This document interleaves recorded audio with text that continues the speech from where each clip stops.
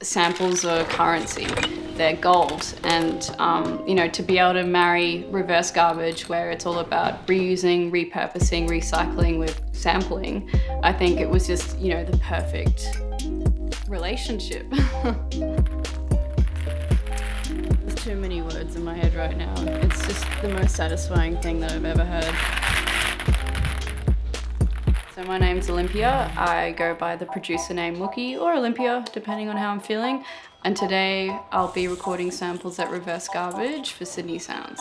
So when Happy Mag approached me and asked for me to be a part of this, I was so stoked because this is essentially what I love doing. I love collecting sounds and samples, and I love using them in my production.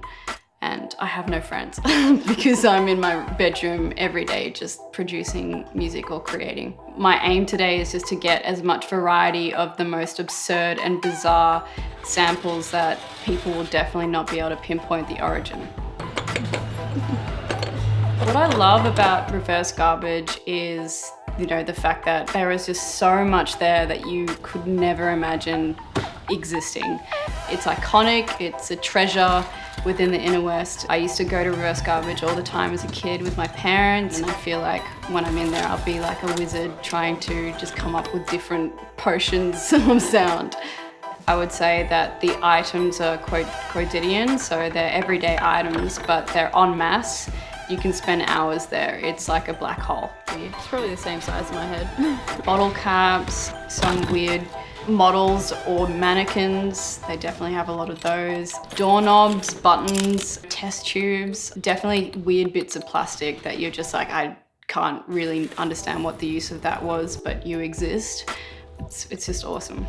And I think as a kid, I really loved the whole concept of it, the idea of being resourceful. I could do this all day. Recycling and finding new meaning and purpose to items that would otherwise be completely discarded or put into landfill. Each of them have their own pitch, I guess depending on the size or density. And it's kind of the weird thing, it's the way that I view samples as well, because as a producer, you have to be incredibly resourceful, and hearing samples and trying to recontextualize them and use them in a context that might be completely different to what it originally sounds like. Initially, I just produced predominantly electronic hip hop, a bit of, I guess, dance.